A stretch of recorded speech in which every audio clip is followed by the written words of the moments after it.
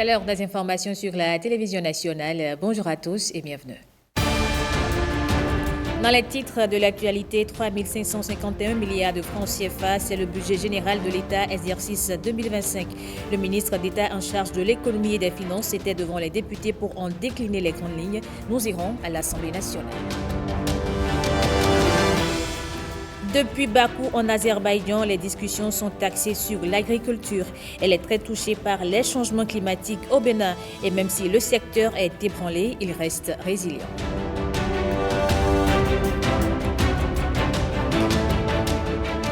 Et puis les 11e Jeux universitaires ont pris fin à Djougou. La clôture a été marquée par une cérémonie d'hommage aux participants. Une délégation gouvernementale a rehaussé l'événement.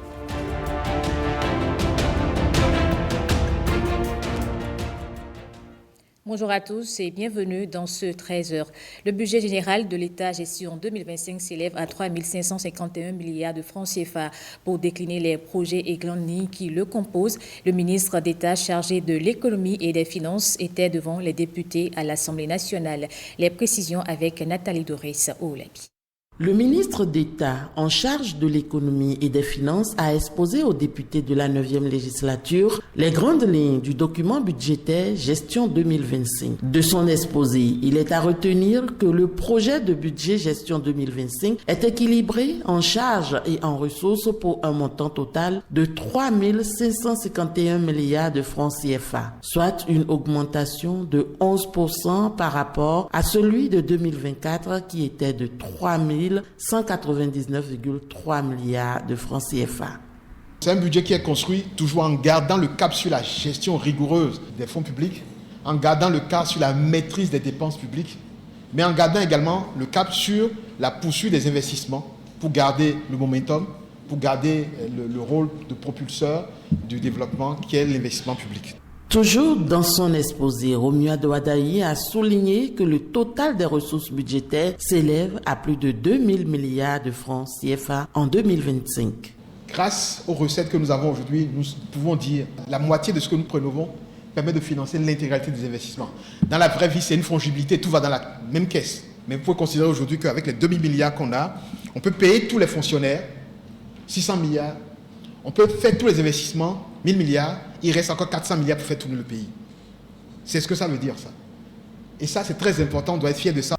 Selon l'argentier national, ce budget permettra d'atteindre certains indicateurs puisqu'il est envisagé un taux de croissance économique de 6,8%. Pour 2025, le budget que nous avons lancé donc, permettra d'avoir un taux de croissance de 6,8% contre 6,7% en 2024. Donc, vous voyez, 2025 va ressembler en termes de production à peu près flat, la même chose que 2024. Mais notre intention, s'il n'y avait pas eu Covid, guerre, fermeture de frontières, etc., en 2025, on espérait avoir un taux de croissance de 2 chiffres. Ce n'est pas perdu. J'espère que très rapidement, 26-27, le Bénin va pouvoir afficher un taux de croissance de 2 chiffres. Nous avons le potentiel pour ça. Nous avons le potentiel. Quand on va enclencher un taux de croissance de 2 chiffres, là, on va commencer à percevoir vraiment un effet majeur. Le ministre d'État a également précisé aux députés que ce budget est centré sur le bien-être des citoyens et rassure que les interventions du gouvernement dans divers secteurs vont se poursuivre et même se renforcer avec le budget de l'État 2025. Réforme de la Direction générale des impôts en faveur du climat des affaires. Le sujet était au cœur d'un after-hawk. Le fisc est à l'heure des réformes et pour édifier l'assistance sur les actions menées, les responsables de l'administration fiscale ont fait le diagnostic de la situation initiale pour ensuite exposer l'ensemble des innovations qui ont contribué à l'amélioration des recettes. Renaud Akapo, François Nissou et Arnaud Adadia. La modernisation de l'administration fiscale est en marche et les éléments probants de cette embellie ont été exposés au détour de cette rencontre. Du diagnostic établi de la situation qui prévalait en 2016, il ressort que les procédures fiscales étaient complexes, longues et coûteuses avec trop de tracasseries et la perte de temps, ce qui décourageait les entreprises. Mais depuis, les lignes ont bougé. La corruption et le manque de transparence ont cédé place à la simplification des procédures et formalités. Il faut dire que depuis 2018, la DGI a installé une plateforme qui permet aux contribuables de télédéclarer et de télépayer tous les impôts, je dis bien tous les impôts et taxes. Sur le même registre, nous avons dématérialisé totalement la demande de l'attestation de régularité fiscale. Par le passé, les contribuables attendent des jours, des mois avant d'avoir cette attestation. Aujourd'hui, en 72 heures, vous avez cette attestation totalement en ligne sans vous déplacer. Le fisc est à l'heure des réformes et tout ceci induit des effets bénéfiques sur le climat des affaires, a martelé Nicolas Yenoussi, le directeur général des impôts, face à une assistance composée de patrons de sociétés, de professionnels de la banque et de milieux associatifs. Le chef de file de l'administration fiscale a apporté des clarifications sur l'ensemble des préoccupations soulevées au cours de cette soirée d'échange. Les choses ont changé à une vitesse extraordinaire. Extraordinaire parce que grâce à vous, ceux qui avaient commencé avant nous sont aujourd'hui restés derrière. Parce que avec ce qui a été fait, nous avons reçu beaucoup de délégations des directions générales des impôts des pays limitrophes, des pays de l'Afrique centrale, et j'en passe. Donc c'est dire que avec l'effort de tous, nous avons fait quelque chose de bien et ça doit pouvoir être une fierté pour nous tous. Le fin mot de cette rencontre est revenu au coordonnateur de la cellule du climat des affaires qui a rappelé l'importance des revenus fiscaux dans l'économie nationale. J'aimerais, pour conclure, dire qu'il faut protéger le Made in Benin. C'est le Made in Benin qui accompagne le développement. Les prévisions de recettes fiscales brutes pour la gestion 2024 sont estimées à environ 2076 milliards de francs CFA. La route Pénésoulou-Alédio-Séméret et la bretelle Alédio-Akaradé frontière Togo sont en cours d'aménagement et de bitumage. La CIRAT, Société d'infrastructure routière et de l'aménagement du territoire, a procédé au lancement officiel des travaux dans les communes de Bassila et Waké. C'était en présence de 2 ministres du gouvernement. Les détails avec Benjamin Denayon, Amandine Aniamboussou et Alain Souchouma. Au lieu de faire 100 et quelques kilomètres pour rallier Pénésoulou, maintenant nous avons seulement 40 km pour atteindre Pénésoulou et continuer sur Cotonou. À voir la manière dont le bitumage se fait ces temps-ci, si quelqu'un n'en bénéficie pas, c'est une grande perte. Fini le calvaire des usagers de la route Pénésoulou-Alédio-Séméret et la bretelle Alédio-Akaradé à la frontière du Bénin avec le Togo. L'aménagement et le bitumage de cette voie modernisent un peu plus le réseau routier dans les communes de Bassila et Waké. Pour nous, habitants de cette région, cette route est le fruit d'une longue attente. Un projet nourri d'espoir et qui, aujourd'hui, grâce à la volonté du chef de l'État, son Excellence le président Patrice Talon et de son gouvernement, entre enfin dans la phase concrète. Sous sa conduite, les efforts consentis pour moderniser le réseau routier béninois jusqu'aux contrées les plus reculées de notre territoire sont un témoignage éloquent de son engagement à transformer le Bénin pour le bien-être de tous les fils et filles du pays. Au-delà de la modernisation de notre réseau de transport, le bitumage de cette route répond à des enjeux fondamentaux.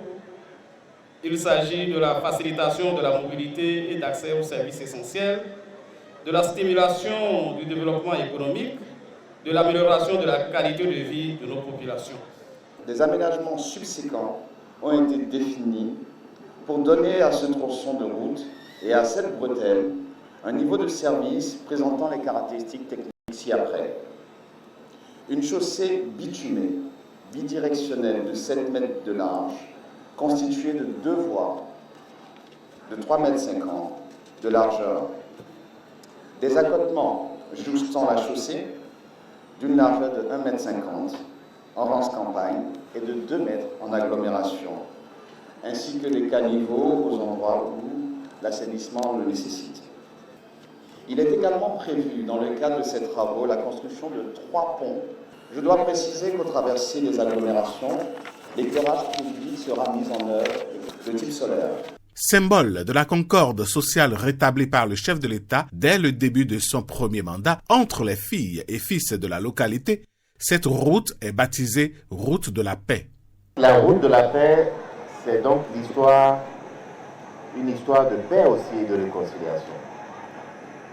Et je veux dire de la manière la plus formelle que Séméré, Alédio, Pénésoulou, les communes de Bassila et de Waké avaient besoin de cette infrastructure. Nous devons célébrer la paix, nous devons remercier le président Talon pour ce qui est ainsi fait. D'un coût global de plus de 50 milliards de francs CFA, les travaux d'aménagement et de bitumage de la route Pénésoulou-Alédio-Séméré et la bretelle Alédio-Akaradé, frontière Togo, vont durer 24 mois. Une troisième centrale solaire dans le département du Plateau, c'est la volonté du gouvernement d'accroître les potentialités du Bénin pour une autonomie énergétique. Le directeur général de la Société béninoise de production d'électricité apporte quelques précisions au micro de Jérôme Rumbo et Ernest Titikou. Ce projet représente non seulement un symbole en matière d'engagement du gouvernement du président Patrice Talon, en matière de transition énergétique et surtout pour les populations béninoises, une façon de sortir de la précarité énergétique, mais également une étape majeure dans les ambitions de la Société béninoise de production d'électricité pour le renforcement de la production d'énergie renouvelable en vue d'améliorer l'alimentation électrique pour les populations sur le territoire du Bénin.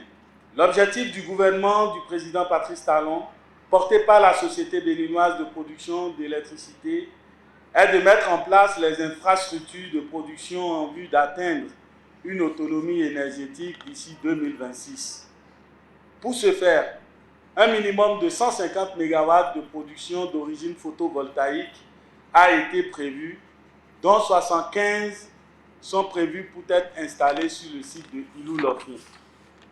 Ainsi, à la suite de la mise en service en juillet 2022 de la première tranche de 25 MW portée par le projet Defisol, le lancement a été fait pour la seconde tranche en septembre 2023 pour une puissance de 25 MW et aujourd'hui nous nous réunissons avec l'accompagnement de nos partenaires historiques.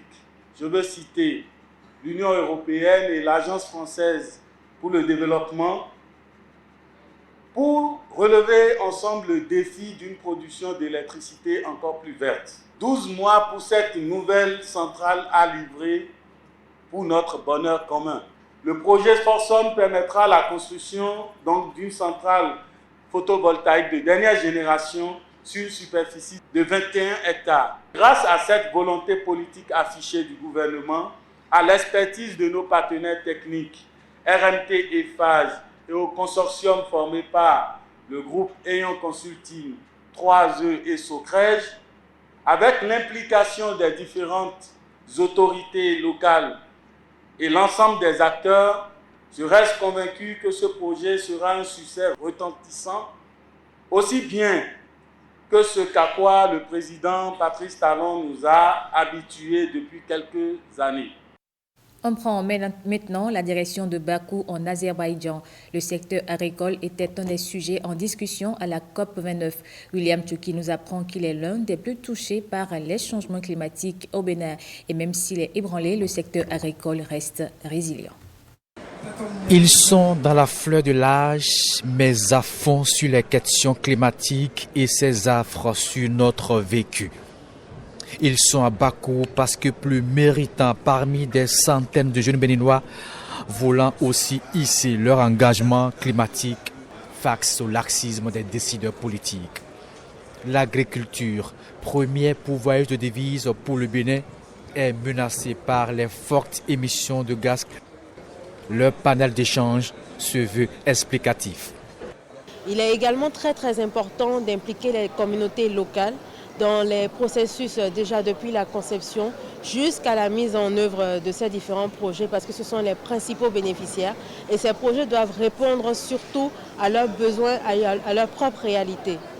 Les efforts du Bénin en termes de renforcement de la résilience des communautés locales, de la mise à disposition du financement pour les producteurs agricoles, le TIC au service de ce secteur, un chapelet d'action que les organisations non gouvernementales viennent renforcer.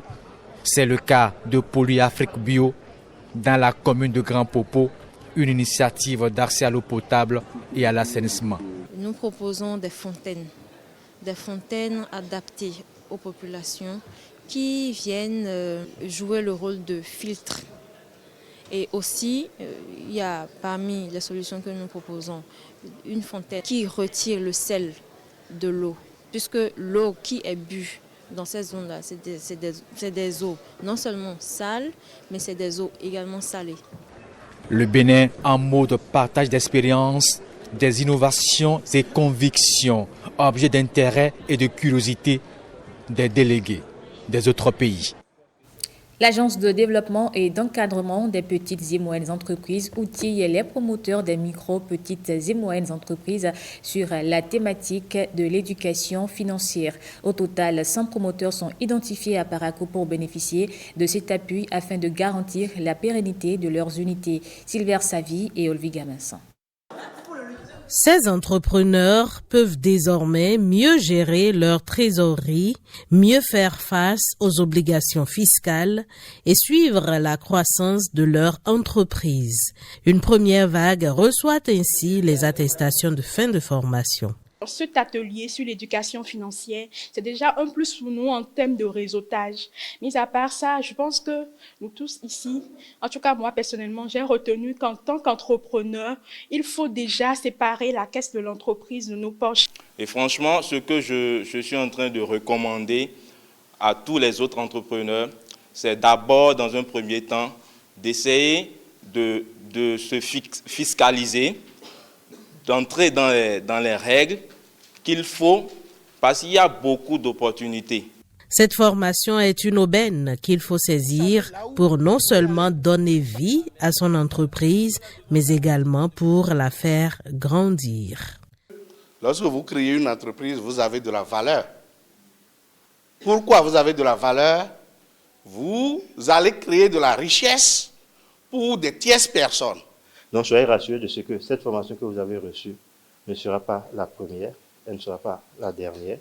Les actions sont en cours pour que parmi vous, ceux qui auraient été vraiment des meilleurs, pour ne pas dire ceux dont nous constatons quand même une certaine volonté d'aller plus loin, vous serez accompagnés pour pouvoir vous permettre justement de passer d'une étape à une autre. La mise en pratique des acquis lors de cette formation vient résoudre le problème des entreprises qui se créent en grand nombre, mais se referment après quelques jours d'existence seulement. Mettre fin aux pires formes de travail des enfants dans le zoo et le Koufo, c'est la lutte du Luxembourg. Il a initié un projet qui vient en appui aux efforts du gouvernement dans ce domaine. Le lancement officiel a réuni plusieurs responsables et la ministre du Travail et de la fonction publique, Evariste Zomoron et Samirat Tchabibane. Au Bénin, le phénomène du travail des enfants est en nette diminution selon les derniers rapports officiels. Il est passé de 52,5% en 2014 à 19,9% en 2022. Mais dans le Koufo, par exemple, 35,5% des enfants sont toujours concernés par le travail des enfants et ses pires formes, presque 2 fois la valeur nationale. La prévalence du travail des enfants demeure quand même préoccupante dans les secteurs jugés les plus dangereux, tels que les BTP, les mines et carrières, l'agriculture. Presque un enfant sur 3 de 5 à 17 ans travaille encore dans des conditions non conformes aux normes applicables au niveau national et international. En janvier 2023, 18 pays ont analysé la situation du Bénin ensemble avec le Bénin. La recommandation du Luxembourg, notamment, a mis l'accent sur la nécessité du renforcement des mécanismes communautaires, de la conduite d'enquête et de la poursuite des auteurs de ces pratiques préjudiciables. De cette proposition qui a été faite est né ce projet-ci. Le Luxembourg et l'UNICEF se proposent donc d'appuyer les efforts du Bénin dans la mise en œuvre du respect des droits humains portés par les Nations Unies. D'un coût global de 2,7 millions d'euros, soit 1,3 milliard de francs CFA environ, ce projet d'une durée de 3 ans vise à lutter contre la traite des enfants à des fins de travail forcé, mettre en œuvre des dispositions du Code du travail relatives au travail des enfants et à ses pires formes, renforcer les mécanismes communautaires de prévention et de lutte contre l'exploitation économique des enfants, enfin, enquêter sur ces pratiques préjudiciables à l'épanouissement des enfants et poursuivre leurs auteurs. Ce partenariat tripartite vise donc à soutenir l'accélération des actions du gouvernement du Bénin dans la lutte contre la traite et le travail des enfants, tout en garantissant leurs droits à l'horizon 2025. Et puis en sport, éliminatoire CAN Maroc 2025, les Guépards sont bien arrivés en Libye pour leur dernière rencontre du groupe D. Un match pour le Bénin qui va jouer les Chevaliers de la Méditerranée le lundi 18 novembre. Le moins que l'on puisse dire, c'est que les Guépards veulent cette qualification à la CAN. Mathieu Sokenou et Blaise Adampo. C'est à bord d'un vol affrété depuis l'aéroport international Félix Houphouët-Boigny d'Abidjan que les Guépards ont fait le voyage sur Tripoli. Après 4h50 minutes de vol, l'Airbus A320-233 amorce son atterrissage sur la piste de l'aéroport international de Mitiga, situé à 11 km à l'est de la capitale libyenne. Il est là 21h dans le pays, 20h au Bénin. Ils sont bien arrivés pour finir la dernière bataille des éliminatoires de la Coupe d'Afrique des Nations Maroc 2025. Tout le groupe est présent. Le programme jusqu'à la rencontre est bien connu.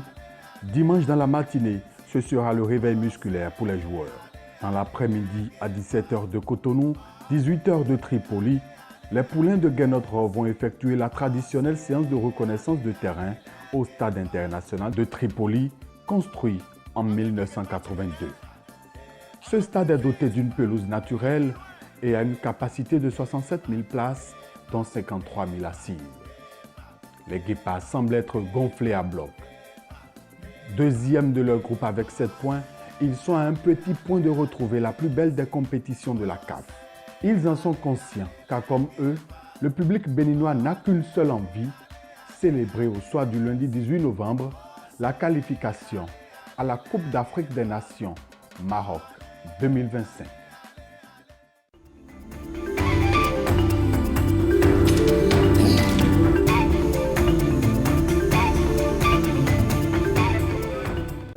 Le dossier sport de ce dimanche s'intéresse à l'état de forme des randonnées pédestres qui prennent une place importante à la Fédération béninoise de sport pour tous. D'ailleurs, les Guépards et Amazon randonneurs ont brillé il y a exactement une semaine à Abidjan pour la compétition africaine de randonnée. Blaise Adampo nous sert de guide.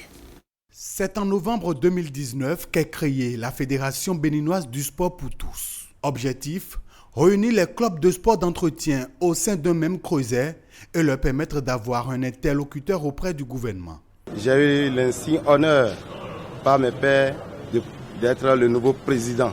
Nous pourrons apporter un peu plus pour tous les clubs, pour toutes les associations sportives, ceux-là qui exercent dans le sport d'entretien. Pour atteindre cet objectif, le comité exécutif va miser sur plusieurs activités, principalement la formation des coachs sportifs et l'accompagnement des initiatives de randonnée pédestre. À ce titre, on pourra parler d'une première réussite pour le comité exécutif dirigé par Imoro Sofianou.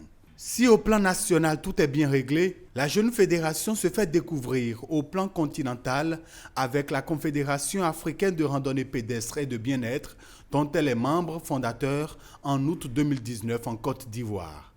Ensemble avec d'autres amoureux de marche sportive, le Bénin va écrire les tests des différentes épreuves de compétition.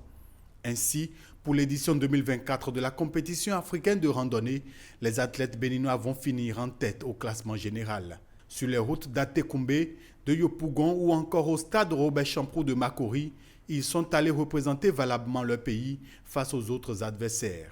Ils font ainsi le plein de médailles et trophées. Au total 12, dont 5 en or, 2 en argent et 5 en bronze. Dans notre vision avant de partir, c'est de tout faire pour remporter la coupe. Et pour remporter la coupe, la première journée, on doit gagner. Je vous assure que ça n'a pas été du tout facile parce que quand on parle d'une compétition, il faut chercher toujours le premier. Et ce premier, c'est qui le mérite. J'ai suivi les exploits que les athlètes sont venus démontrer ici à Abidjan. C'est pour cela d'ailleurs j'ai voulu faire ce déplacement, ne pas attendre complètement la fin quand vous serez à la maison avant de vous recevoir. La Fédération béninoise de sport pour tous bénéficie aussi des subventions de l'État, une cagnotte qui augmente au fil des années. Je profite également pour dire merci au gouvernement de Patrice Talon et à son ministre de continuer dans ce sens pour nous accompagner.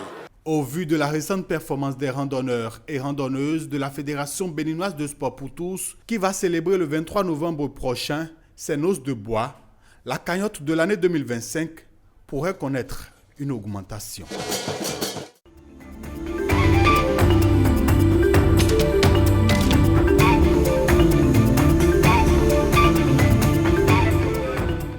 Et puis, clap de fin des 11e Jeux universitaires à Djougou. La clôture a été marquée par une cérémonie d'hommage aux participants. Une cérémonie rehaussée par la présence d'une délégation gouvernementale. Jean-Claude James et Yves Agodopessi. Les Jeux sont officiellement clos pour les 669 athlètes. Les champions sont célébrés, à commencer par les rois et les reines du football de cette 11e fête des universités. Esaü de Cotonou chez les hommes et Flac UAC chez les dames soulèvent le trophée après les finales. C'est un grand joueur qui nous anime. La joie est vraiment immense parce que l'objectif a été atteint. De prendre le trophée, c'est fait. On peut représenter fièrement le Bénin sur le plan international. Je suis fier de saluer l'esprit de compétition, de fraternité et de dépassement de soi qui ont animé ces 6 jours intenses à Djougou. À travers ces Jeux, vous avez incarné les valeurs de fair play et de respect, valeurs essentielles que notre gouvernement s'engage à promouvoir. Chers athlètes, que ce séjour ici soit pour vous une source d'inspiration et un encouragement à toujours vous dépasser. L'avenir du Bénin repose entre vos mains et nous plaçons en vous de grands espoirs. Continuez à concilier le sport et vos études pour construire un parcours qui vous mène vers l'excellence. Au basketball, l'école supérieure des sciences de l'Okossa décroche le titre de champion chez les hommes et les dames. Même exploit pour Esaü qui se démarque encore au handball. Au volleyball, l'INIGEPS chez les hommes et la Flash UP accèdent à la première marche du podium, suivi de tous les autres performeurs de l'athlétisme. Les Jeux universitaires de cette année sont un succès. Plus de 660 athlètes qui y ont participé. C'est près de 20% de plus que ceux qui ont participé l'année dernière. Je veux, au nom du gouvernement tout entier, les féliciter. Je veux féliciter la mairie de Djougou et les populations de Djougou. Djougou, c'est une ville de sport. Monsieur le ministre des Sports, félicitations à toute votre équipe, à tous ceux qui ont fait de cette fête une belle fête, une réussite pour le sport. Le sport, un ciment pour l'unité, un facteur de développement. Les regards sont déjà tournés vers 2025 pour non seulement la 12e édition des JU, mais aussi les Jeux internationaux d'Allemagne.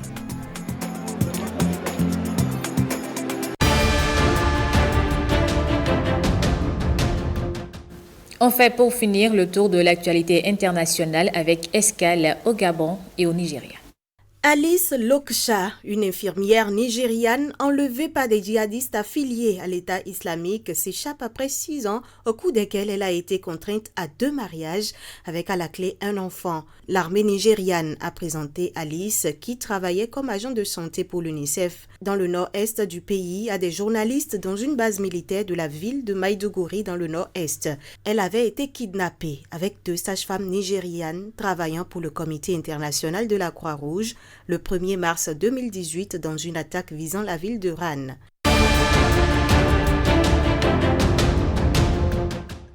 Le Gabon organise un référendum sur une nouvelle constitution après un coup d'État qui a mis fin à 55 ans de règne de la dynastie Bongo. Ce projet de nouvelle constitution est présenté comme un tournant majeur après le putsch d'août 2023. Le président de transition, le général Brice Oligui Nguema, a voté à Libreville, la capitale du Gabon.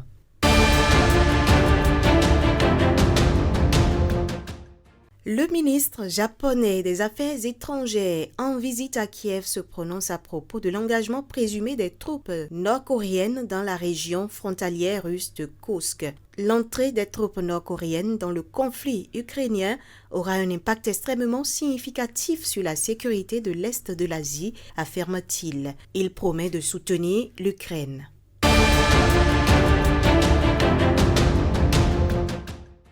Résultats finaux des législatives en Géorgie, la Commission électorale centrale confirme la victoire du parti au pouvoir aux récentes élections, marquées par des soupçons d'ingérence russe et des appels de l'Occident à enquêter sur les allégations de fraude. Les résultats définitifs donnent au rêve géorgien 89 sièges sur les 150 que compte le Parlement, jugés illégitimes par l'opposition qui refuse d'y siéger.